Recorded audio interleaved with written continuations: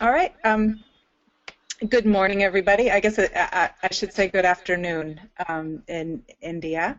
Um, so my name is Stephanie Farrell, and my permanent home is with Rowan University in the United States. I'm a professor of chemical engineering. But this year I am a Fulbright scholar in Dublin Institute of Technology in Ireland. And I'm going to be talking about some of the work that we're doing with spatial visualization at DIT and collaborators in the United States. And so spatial visualization is an overlooked cognitive ability that increases success in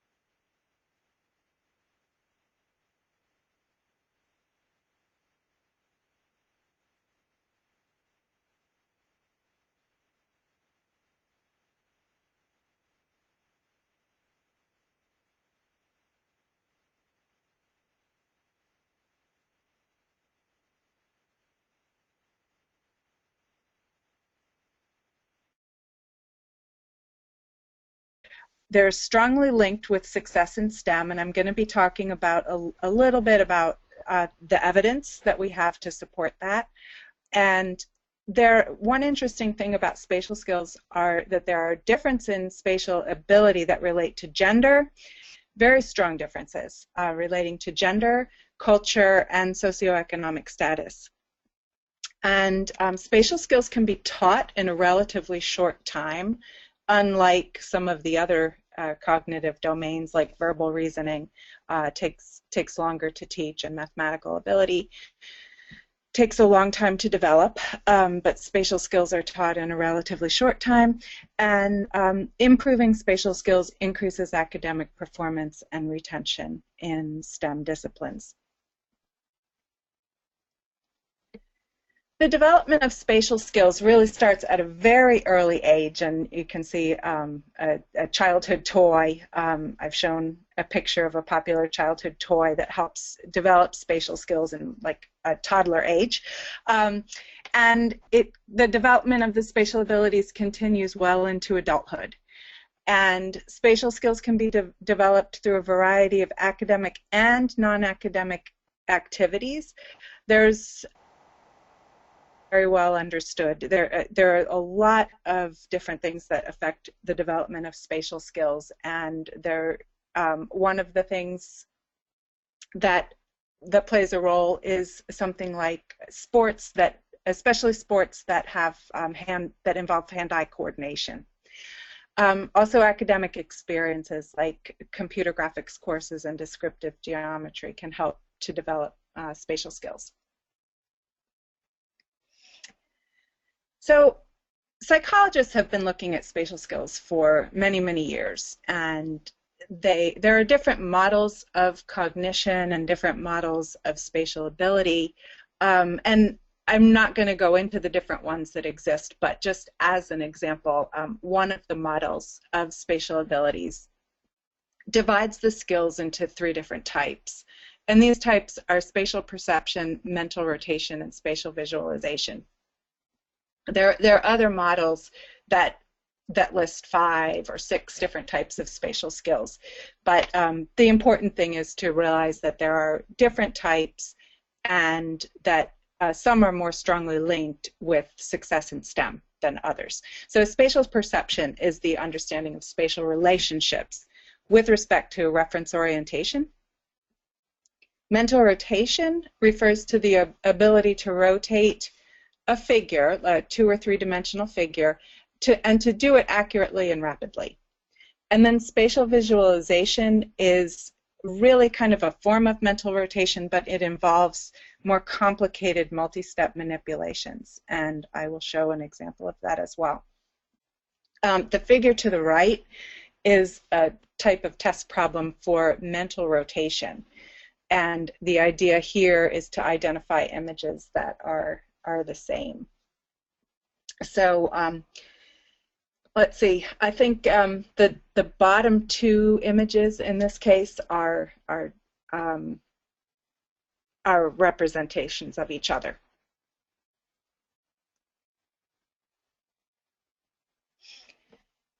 It's those complicated multi-step manipulations that are the ones that are most strongly linked with success in STEM. So that's the spatial visualization specific skill that's most strongly linked with success in STEM.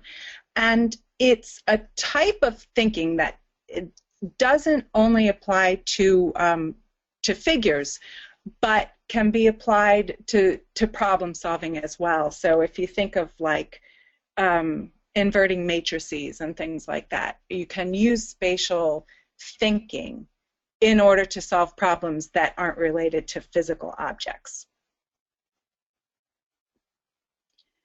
And here's an example of a test question. This is a spatial visualization test question from the Purdue Spatial Visualization Test. And so it starts out, and I'm going to give you a minute to try to solve this, because this is where it gets really fun, when you have these multi-step manipulations.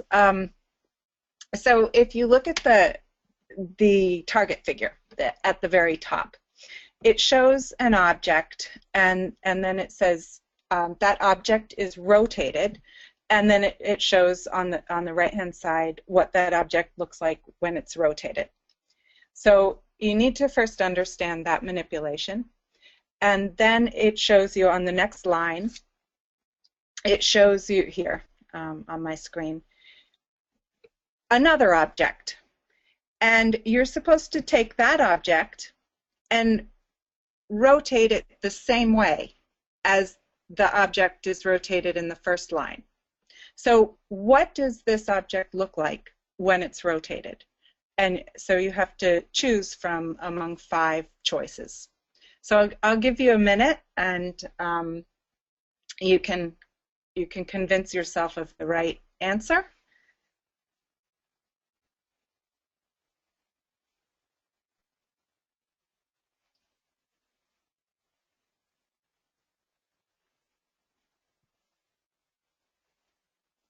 And now I'll show you. Already.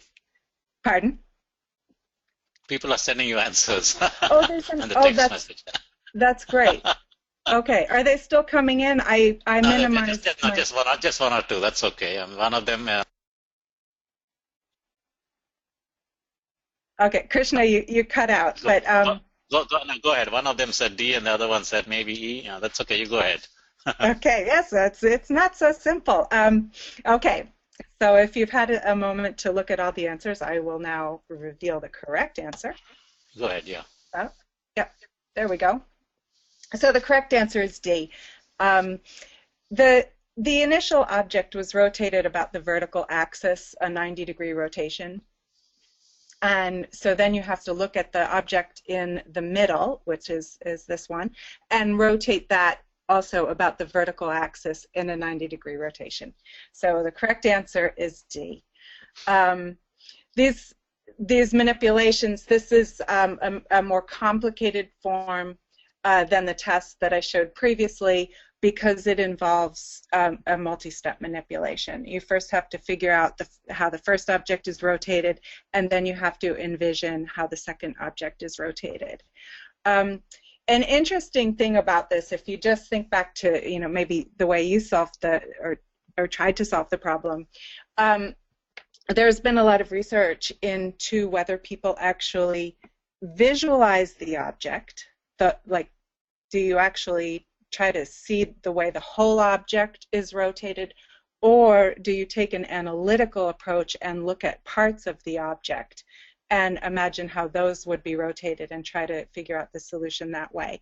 And these are two, in the domain of psychology, like very different approaches, completely different approaches to solving that type of problem. The people who can envision the whole object rotating are more successful in STEM fields. So that's the skill that is really thought to be linked with success in STEM, is that ability to rotate the object rather than to solve the problem analytically. It's much faster as well to be able to rotate it. Okay, so I'm just going to talk a little bit about the link with success in STEM. This has been studied for many years, starting, well, no, not starting, started many, many years ago, but there was a study in 1993 that looked at what we call group membership. So it looked at successful STEM academics and professionals and looked at their spatial skills to see whether or not they had high spatial skills. And so it turned out that people who are successful in STEM fields do have high spatial skills relative to the general population. So that's one interesting finding. In terms of predicting academic success, Cheryl Sorby in the United States, who's one of our collaborators in our group that we're currently working with in Ireland, she has done interventions for and longitudinal studies for about 15 years, and she's shown that spatial skills are linked with academic achievement and retention in engineering college level. And then the graph that I've shown on the right-hand side is another study where they looked at people in different disciplines, from humanities to science, law, business, all different disciplines, and looked at their verbal reasoning ability, their math reasoning ability, and spatial skills. So what this study did, I think it's worth spending a couple of minutes on it because the implications are pretty important. In the United States, the college entrance criteria are strongly based on a standardized test called the SAT. And the SAT has a verbal reasoning component and a mathematical reasoning component. It's not a test that you prepare for by memorization because it really involves reasoning ability. So there are courses that can prepare students for it, but really it's testing the ability that you've developed to go through a reasoning process. And spatial skills are similar in that way. Okay, so on this graph, the vertical axis is the SAT verbal score, and the horizontal axis is the SAT math score. And these are the tests that are used for college entrance selection criteria in the United States. Then the width of the arrow, or the length of the arrow, that's shown for each discipline is the spatial ability. So a longer arrow means that someone in that discipline has a higher spatial ability. So if you kind of digest, there's a lot of information on this graph because it's basically 3 dimensions and many different disciplines. But if you look at someone, for example, in the humanities, humanities is over here,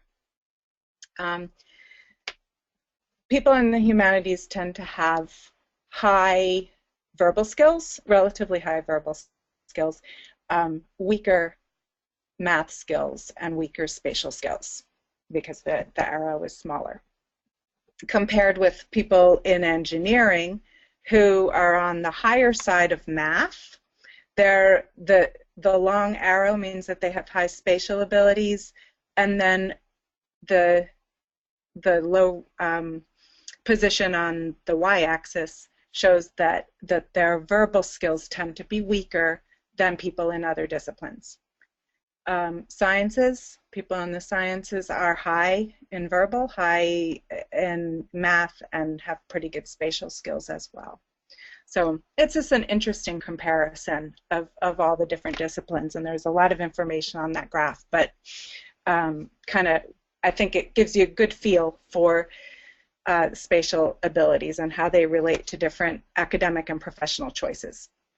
The implication here that came out of this study that was really interesting is that in the United States, if students had been selected based on spatial ability, students in STEM fields had been selected based on spatial ability, it would have been a better predictor of their success in engineering than being selected just based on math and verbal.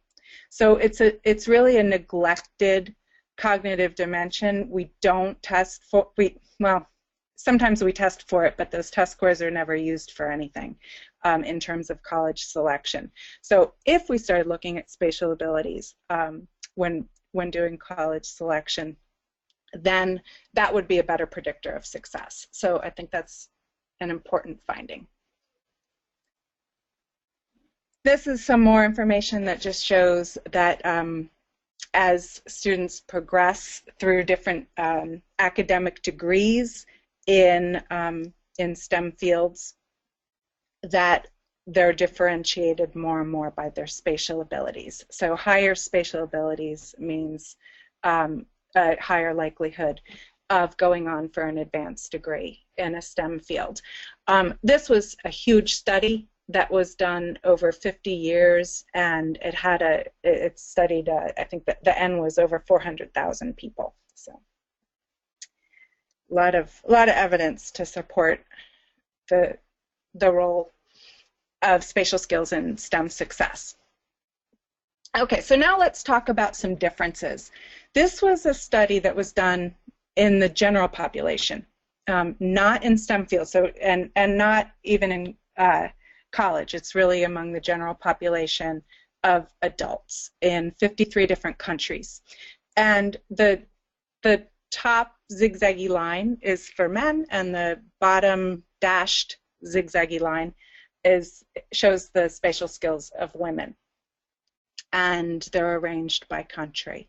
So there are a couple of really interesting things that emerge from these findings. The first thing is that the spatial skills of men are universally higher than the spatial skills of women. This difference is robust, and it's really important. So we'll talk about some of the implications of that.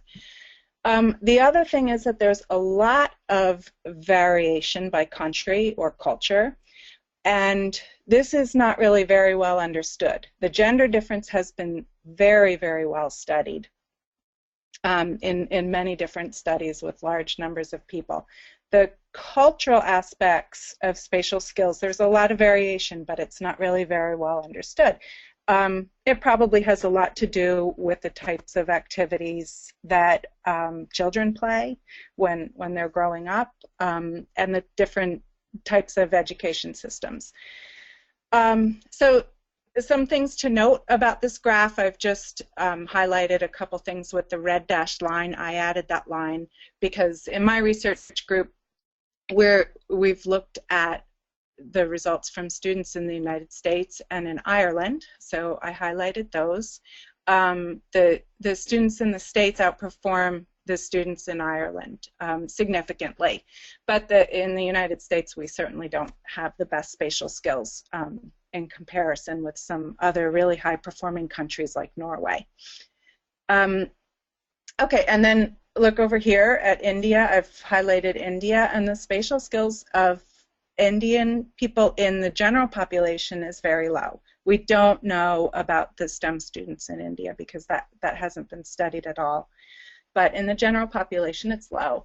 And again, you know, it probably just has something to do with the types of activities that children do when they're growing up, and maybe the type of coursework that students are exposed to in their education.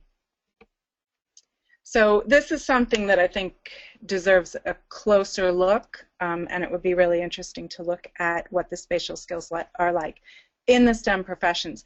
What we've seen so far in our work that we've done in Ireland is that looking at first-year STEM students, the spatial skills pretty much reflect what we saw in the previous study in the general population. So we don't have data from very many countries around the world, but if you look at Ireland, Germany, Poland, and we did a little bit of work with students from the Gulf states as well this year when I was in Ireland.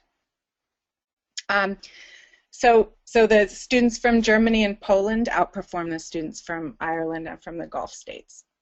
And then on another test of spatial ability, the PSVT, which is the one that's most closely linked with STEM, we only have data from the US, from Ireland, and from students from the Gulf states. And we saw that the students from Ireland lag behind the students from the from the US, and then the Gulf States students are lower. And so this has implications. Like in Ireland, we have a number of students from sort of a pipeline of students from the Gulf States, and so we're now considering developing a spatial skills intervention to support those students who are coming in, because they spend a year before they start their STEM degree program. They spend a year in Ireland learning, improving their English, and doing some other coursework at the university that's not related to the STEM degree. So we're considering maybe introducing a spatial skills intervention for those students during that access year that prepares them for their STEM degree program. So the implication is that poor spatial skills may put some groups at risk for poor academic performance, or for even for leaving STEM. And the groups that would be most affected by this are women, and because we saw that there's a universal difference between the spatial abilities of women and men, and also students by nationality. So, you know, we have some evidence of regarding the Gulf State students in Ireland. We don't know about students in India. We know that in the general population, the spatial skills are lower, but we don't know about the STEM students. So the good news is that spatial skills can be improved in a relatively short period of time. And the types of studies that have been done are both direct studies and indirect studies. The direct studies are programs that are developed to teach students how to solve spatial tasks, similar to the ones that are given in the tests. So, so you take a training, you learn how to do these problems, and you perform better on the tests. It's not a surprise, but there's a lot of evidence to show that that these skills are transferable and that they do help with academic performance and retention in STEM. Then there's also indirect methods, and the indirect methods are like introducing spatial skills into relevant coursework, like if there's a computer graphics class, or introducing spatially intense problems into the appropriate courses, and that can help develop spatial skills. And then finally, another indirect method is video games, and many people are happy to hear that there's a known benefit from video games. So there, I'll talk about some studies that were done with video games. But the nice thing about that is that that you don't have to take away class time in order to do that type of intervention. It can be assigned completely outside of class. Okay, so I'm going to talk about the direct spatial skills training. I'll probably spend the most time on this because this has been studied the best, and so there's a lot of strong evidence coming out of these studies that shows the link with success in STEM. So most of the work in this area with the direct training has come out of Michigan Tech University, and this is Cheryl Sorby's research group. She has developed a 10-week course in spatial skills training, and so this course it's 2 hours of lecture and 2 hours of lab per week, and it's for academic credit. And in the States, this is worth 3 credits, 3 academic credits. So it's the same weight as a typical university level course. And so the lab component of this course, it involves 3 types of activities. One type is working with manipulatives or blocks. We use these snap cubes that are shown on the left. Another element is sketching, doing orthographic sketches and projections and things like that. And then the third element is using computer software, and these are basically like videos that show objects rotating and surfaces forming and things like that. The same types of things that the students need to be able to visualize in order to perform on the standardized tests. Okay, so it's not surprising that if you look at pre-test and post-test scores, and here this graph shows scores over a number of years, 6 years, the post-test scores are higher than the pre-test scores. The students have gone through. Stephanie, Mm-hmm. interrupt a minute. Yeah. Stephanie? Yes. Your slides are lagging behind for some reason. Yes, your slides are lagging behind some. Now it's moving. Yeah, okay, so okay. That's fine. Go ahead. Now we're we're just seeing the slide direct access training, so maybe there's a little time lag. But go ahead. That's fine. Okay. Thanks for reminding me of that. Krishna Sridhar had warned me that might happen. So, okay. Okay, so it's not a big surprise that students take the training, they learn how to do these problems, they get lots of practice, and then they perform better on the post-test. Okay, so test performance goes up. That's it's not a bad thing, but what is the significance of that with respect to success in STEM? Okay, so that's the big question. Does it improve the success in STEM? So at Michigan Tech, where they implemented this training for a number of years, they looked at different groups of students. And so the first group here is the students who passed the pretest with a relatively high score. And it shows their graduation rate. And I don't know, graduation rates vary a lot from country to country because the educational systems are so different. And in the United States, the graduation rates in STEM tend to be pretty low. So a 70% graduation rate in engineering is really pretty good. So that's what the students with strong spatial abilities had a high graduation rate. Okay, so then we look at the students who failed the pretest. They had very low spatial abilities coming in, but they took the training course, and their graduation rates were almost as high as the students who came in with strong spatial skills. Okay, so what if they didn't take that course? What if they had poor spatial skills and didn't take the training course? And that is this group down here. They failed the pretest, they didn't take any intervention, and their graduation rate was just above 40%. So it's a pretty dramatic difference. This blue bar is the students who had poor spatial skills and did take the training, and you compare it to the lowest bar where the students had poor spatial skills and didn't get any training. Okay, and then, so that's the graduation rate, and then we show a similar type of trend looking at the grades of those students. These are the middle bars, the students who failed the pretest and did not take the intervention, and their their grade point average on a scale of 4.0 was around 2.6. And then the students who had poor spatial skills coming in but did take the intervention had a higher grade point average, which 3.0, which is equivalent to a B grade or about 80%.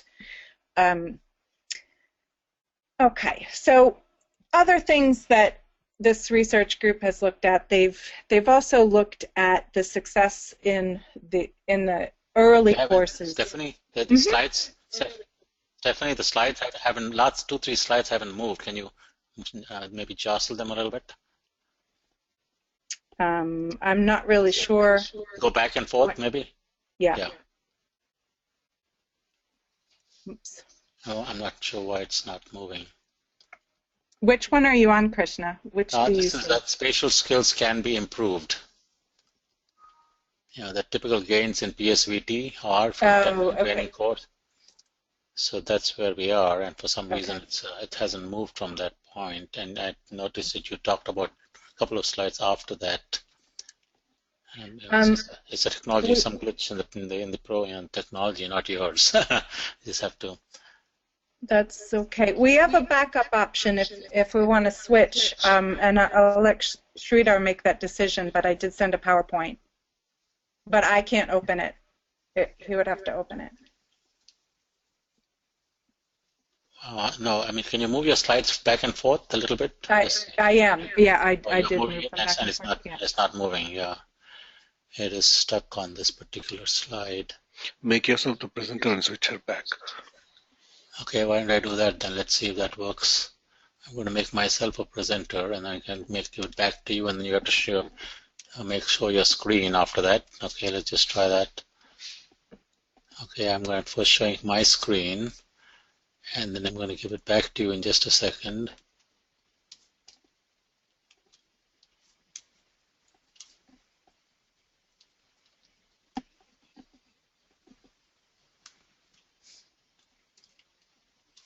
Now it's on my screen, and I'm going to give it back to you now and see if that makes a difference.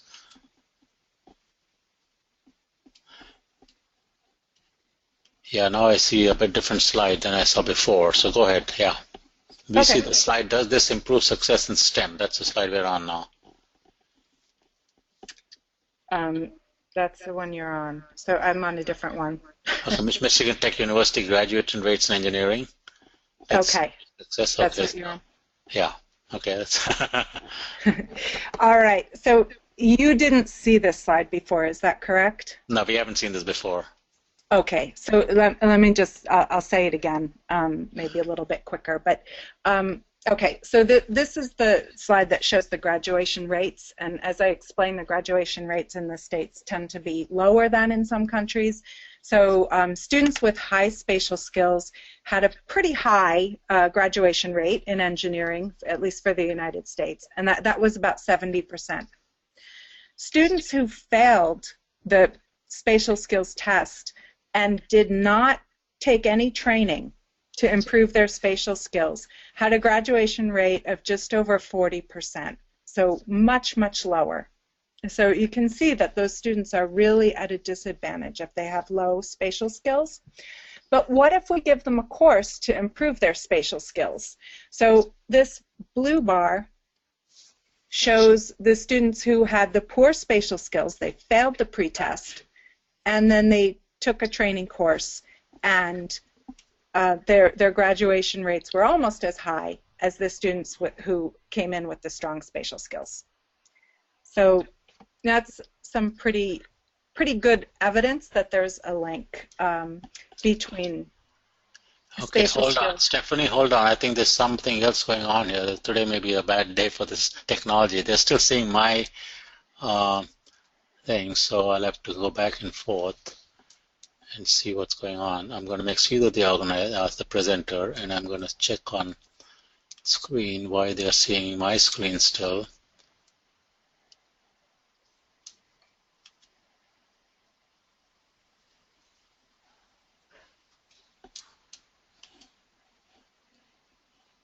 Okay, now click on show my screen, Stephanie. Yep. Now. Oh, okay.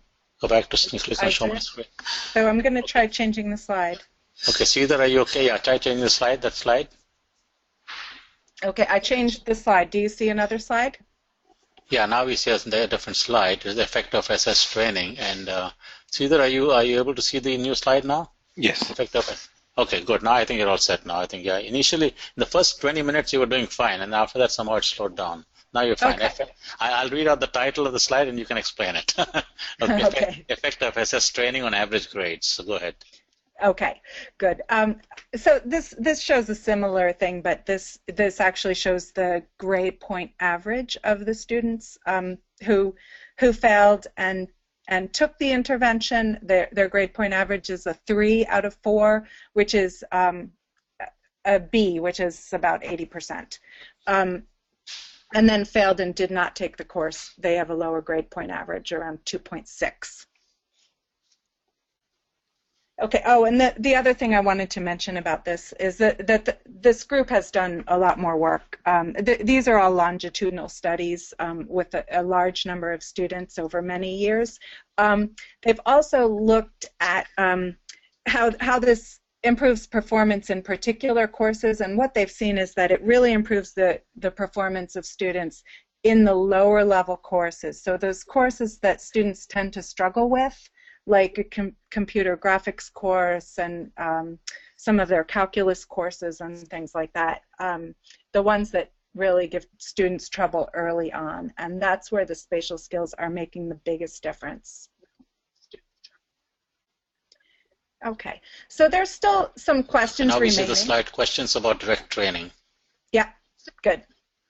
Okay, so still some questions that need to be answered about the direct training.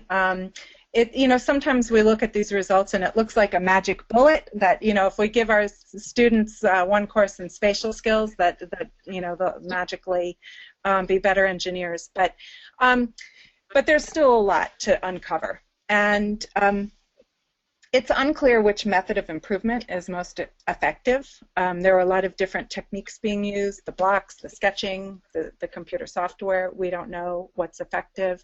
We don't know if the particular computer software is the best type of, best way of training, or if we should be using the computer software differently. So there are just a lot of things to explore, but we do see some difference in what's done so far. So this is really encouraging that we can make a difference in student success in STEM. One of the things that our research group is looking at right now is developing a different type of software that's more interactive, thinking that might be a more effective way to increase spatial skills. Okay, new slide, academic experience. Yeah. Okay. So we also looked at the effect of different academic experiences, and this is an indirect treatment, looking at the types of courses that students take and how this affects their spatial skills. And I'm going to go a little bit faster just to allow some time for discussion at the end. So Yep. We looked at gender, first of all. We tested all the incoming STEM students in Ireland, and we saw, as we could predict, that the male students outperformed the females on 2 different spatial skills tests that we gave. Okay, that's not a surprise. We also looked at their leaving certification scores. These are a series of tests that students take before they enter the university. And this is what, in Ireland, what the universities use for selection criteria. So they take tests in many different subjects, from English to history to, chemistry, maths, and even some technical subjects that are elective, like engineering. And what we see here, I'm not going to go into detail, but we see that the women outperform the men on every single one of these tests. So it's exactly the opposite. They're outperforming the men on every single test in the leaving certifications. And these are basically their test scores that they're coming into college with. But when we give the spatial skills tests, the men outperform the women. So what's going on here? We wanted to dig down a little bit, and we looked at correlations between the spatial skills tests and those leaving certification test results to see if there were any courses that students might be taking that improved their spatial skills. And we came up with only one correlation that had any significance at all, and that was a course called Design and Computer Graphics. And I guess it's not surprising because this is a course that is thought to be linked strongly with spatial skills. But the students were offered this in their secondary education, and the students who took it did have much better spatial skills. So what this graph shows is these two bars are men and women who did not take that computer graphics course, and it shows their spatial skills tests, which are lower than the spatial skills tests of the men and women who did take the course. Okay, so the course increases their spatial skills. Interestingly, if this is the first bar here where my cursor is, shows a spatial skills test for men who didn't take the course, and the men outperform the women. But if you look at the students who did take the course, not only does everybody have higher spatial skills, but the women outperform the men. So, and that difference was small but significant. And then also we did a little statistical analysis, and the Cohen's D for the effect of this course was on the moderate, sort of strong, moderate to strong side, around 0.6. Okay, so that showed how academic experience can help the development of spatial skills. There's also been a few interesting studies on the effect of video games as an indirect treatment. And basically the results of these studies show that action games are the most effective in increasing spatial skills, and they actually have a pretty large effect size. Now, this only tests the effect of improving spatial skills between a pretest and post-test, and it has not been looked at whether the video games can increase success in STEM. No study has been done like that. But that's a study that needs to be done, because the nice thing about the video games is it takes it out of the classroom completely.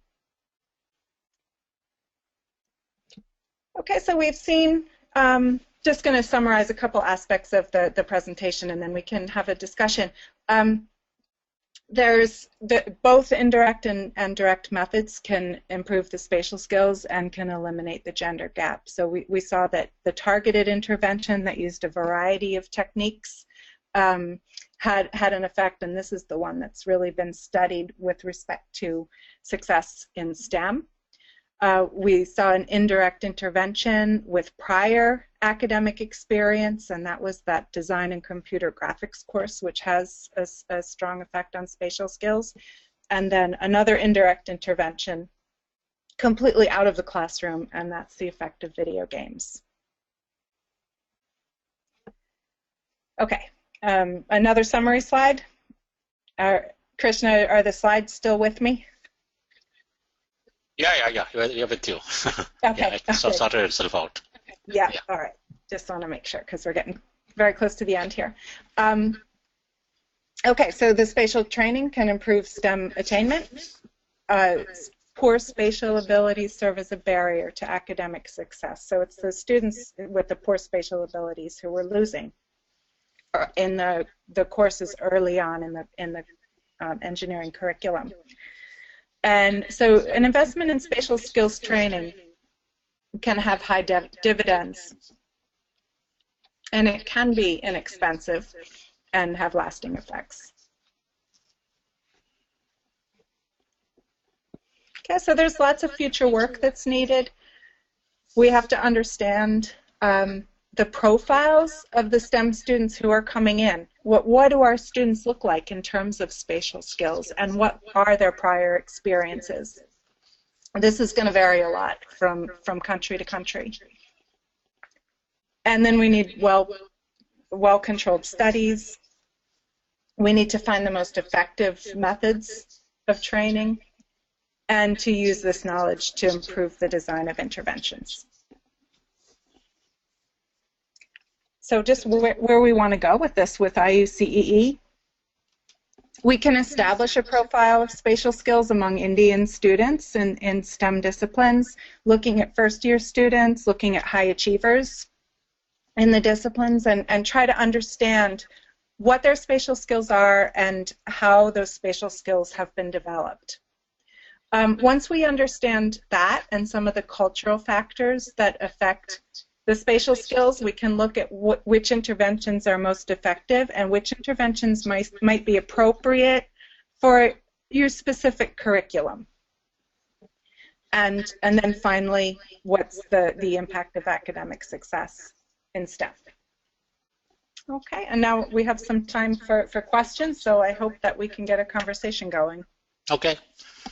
So I'm going to go around and see if what questions have come in, but while I start reading the ones that have come in, I encourage others to send in your comments and questions, because this is something that IUC is going to work with Dr. Stephanie Farrell, trying to see whether they can understand what's going on in among the Indian students, and there can be something that we can do about it if there is an issue. So let me start.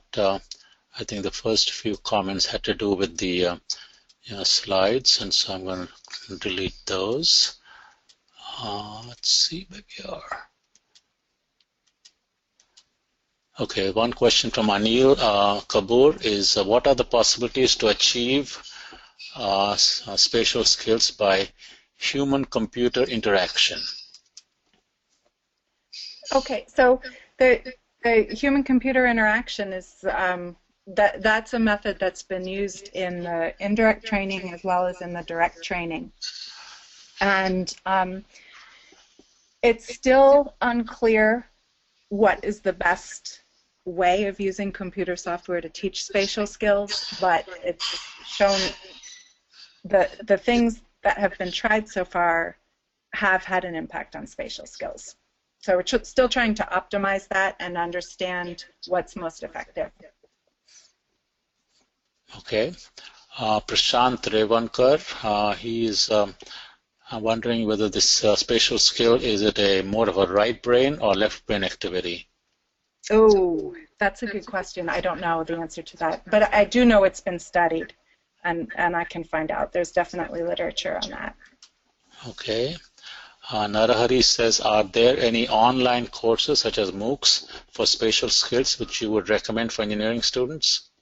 And I don't know of anything like that. Okay, so I guess this is a new field, and people are still trying to figure out what's the best way to do this.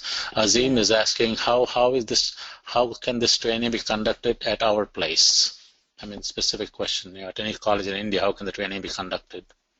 Okay, so I guess it depends if you're talking about the particular training that the particular direct training that Cheryl Sorby has developed. We're in discussions with Cheryl about possibly doing that in India. And then other possibilities are to introduce more spatial thinking into particular courses that already exist. Mm-hmm. Okay, just for information of all the audience, Stephanie Farrell and myself will be at the American Society for Engineering Education conference that is being held in Seattle on June 14th, 15th, and so we'll be discussing with Dr. Cheryl Sorby, who has developed that particular software course, and I think there are many courses. I think the other courses, other questions related to that course, and so. Somebody, so Sanjeev Kavle says you mentioned a course, what actually does the course contain, etc., etc. So there'll be more details about that, I'm sure. A question from Ram Murthy: does it matter in the early stage of career of engineers? I think partly that maybe relates to does the course have to be taken at the early stage of the career? I'm not sure what the question means. It says, does it matter in the early stage of career of engineers? Okay, I think I know. I don't think anyone has looked at that specifically. people have looked at success in STEM careers over a long time, but a little bit further out, like 10 years into the career, and spatial skills are definitely important at that stage. Krishna, could I just take a minute and make one more comment about the Sure. training course, since we did have a couple of questions about that? Sure, go ahead. Okay, so I mentioned that Cheryl Sorby had done this at her institution for many years, and they did it for credit, for academic credit, as a regular course in the curriculum. What we tried in Ireland this year was offering the course as on a strictly voluntary basis. And so we offered this training at a time, like in the evening, when the students could attend. We did see good results, but with very few students, because generally we found that students didn't have time for extra activities. So we didn't have very many students complete the training course. So that was an issue. But it doesn't have to be part of the curriculum. It can be an optional activity for the students, but just realize that it's a fairly large time commitment during their semester activity, so it's kind of tough to get people to participate. Okay, I have a comment of my own before we move on to other questions. I mean, you did mention a huge impact of this course, design and computer graphics, and I'm wondering if some of the colleges in India already teach such a course, and if so, then maybe that's something worth looking at and seeing if that makes a difference at this part of the curriculum. I'm sure some colleges must be having computer graphics as part of their curriculum, so just to keep that in mind. Question from Prashant Revankar is there a correlation between math skills and spatial skills? There is, and so if you look at like the models of cognition that psychologists have developed, most psychologists seem to be in agreement that there is this sort of general intelligence theory that where intelligence is, there's a hierarchical structure where the general intelligence is at the top. And then underneath that you have all these different cognitive domains. One is mathematical, one is spatial, and there are different models for that. So yes, there's a link because of the hierarchical model. The general intelligence, if you have a higher general intelligence, then you're likely to be higher in all the different areas, but they are also considered separate. So, they don't co-vary completely. There is some independent variation between spatial abilities and math. Okay. Prakash Yadav says, are there any gender-specific personality tests that affect performance in spatial tests? I'm not sure about that question either. Yeah, I'm sorry. Yeah, I don't know. There may be some personality tests that people take, and maybe there's some things there, but maybe we can follow that up at some other point. I'd be happy to follow up on that. Yeah. How about some role-playing techniques? Siddharth Sajeda is saying. Role-playing, I'm not sure what he means, but I guess maybe some other... To improve spatial skills. I don't know. I don't know that anyone has tried that. Okay. Dr. Desai, good evening, Dr. He's from BBB. Good evening, Dr. Stephanie Farrell. It's a very good approach. Thanks a lot, which can make a lot of difference, specifically first-year students. We will give this more thought and work on it. And Sandeep K says, can you recommend a few books for reference in the context of spatial skills? Books. I would say, there's the workbook that Cheryl Sorby has for improving spatial skills. I don't know if this is for improving spatial skills or for learning about spatial skills. I think that's what probably he means, is something that they can to learn about what are spatial skills, and textbooks of the textbook type of thing, or maybe papers for reference or something like that maybe.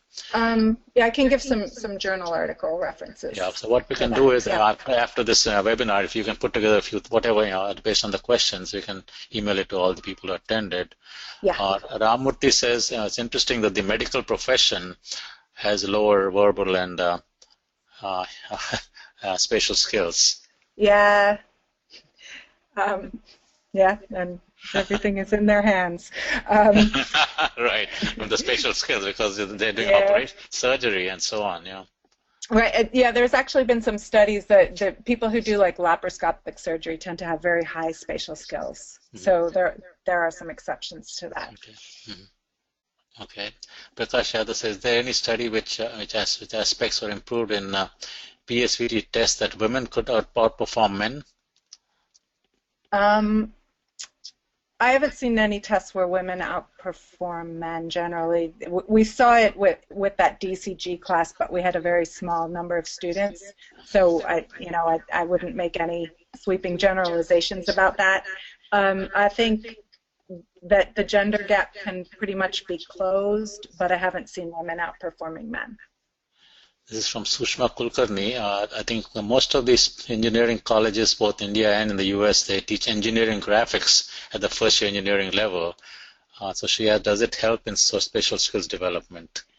It helps, but what we see is that the spatial skills training actually helps performance in those courses more than those courses would help develop spatial skills. Mm-hmm. If that makes sense. So students with low spatial skills really struggle in those courses. Mm-hmm.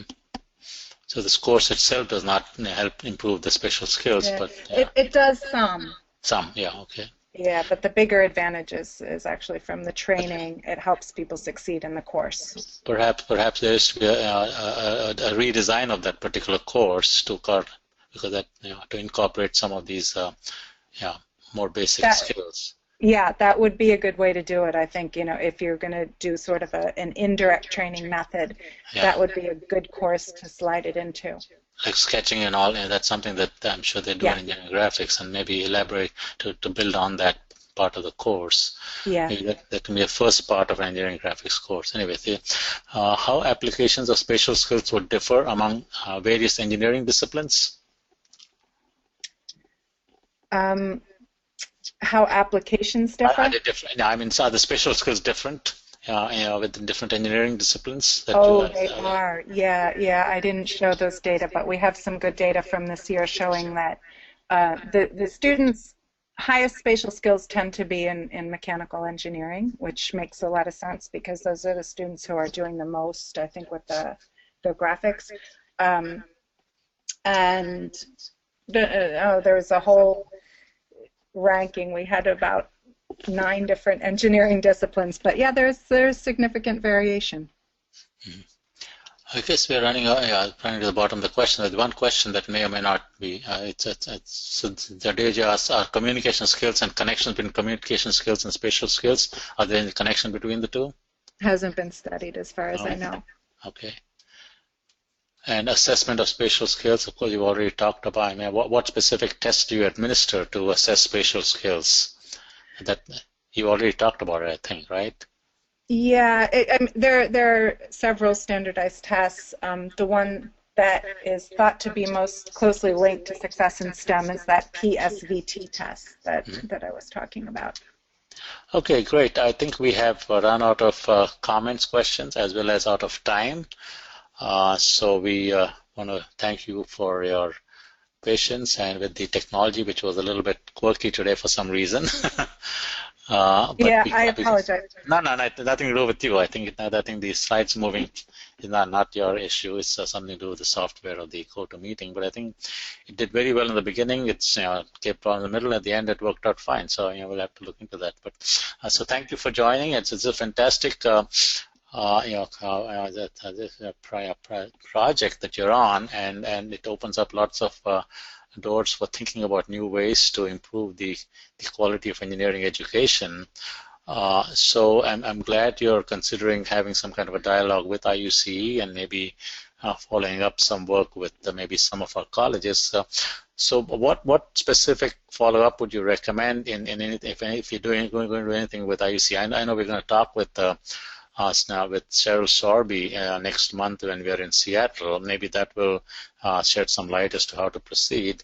But I think in the meantime, perhaps we can request some of the participants today, if their college has a particular interest in what we have talked about today, perhaps they should let me know, and we'll keep that in mind as we move forward and decide if we have to do some kind of surveys or some kind of additional work related to this in India. So would you want to add to that, Stephanie?